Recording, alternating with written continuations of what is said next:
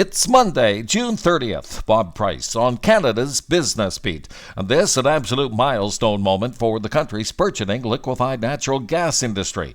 The very first tanker loaded with Made in Canada LNG on its way to North Asia from the LNG Canada plant in Kitimat, a roughly 10-day voyage, which is about half the time it takes to sail from the U.S. Gulf Coast, which would be our main LNG competitor. LNG Canada also now considering a second phase of that Kitimat operation to double its capacity to around 28 million tons a year. In case you missed it, the White House has just announced that Canada-U.S. trade talks are back on after our side blinked, suspending that digital services tax on tech giants, the likes of Amazon, Google, Uber, and Airbnb, avoiding a combined tax bill of around $2 billion, which was coming due today.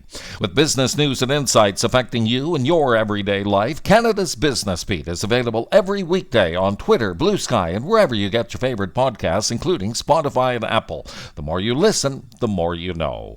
Have you heard about the legal mess facing Tim Hortons? A judge in Quebec approving a class action lawsuit against the coffee and donut chain related to Tim's online version of the Roll Up to Win promotion.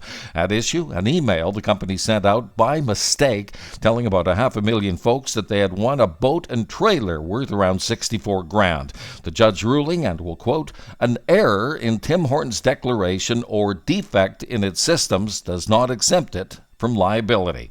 Speaking of legal matters, Vancouver's Lululemon has just launched court action against Costco, accusing that company of selling knockoffs of some of its most popular products. The case filed down in California, alleging that Costco is marketing dupes of its scuba hoodies, sweatshirts, defined jackets, and ABC pants. And finally, this is the week that the poorest of the working poor get a tax break, with the lowest marginal federal income tax rate being reduced from 15% to 14%. Saving as much as $420 a year. And that will do it for your Monday. Thank you for listening. Bob Price on Canada's Business Beat.